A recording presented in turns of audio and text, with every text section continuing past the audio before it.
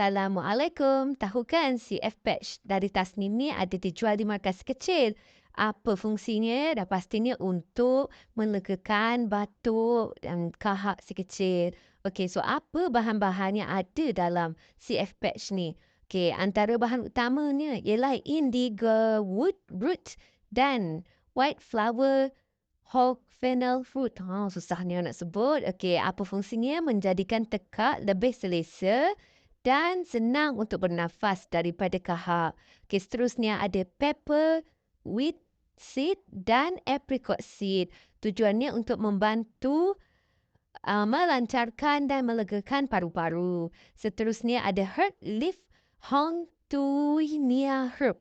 Mempunyai fungsi penyah toksik dalam badan. Seterusnya ada tendril leaf dan fritillary bulb.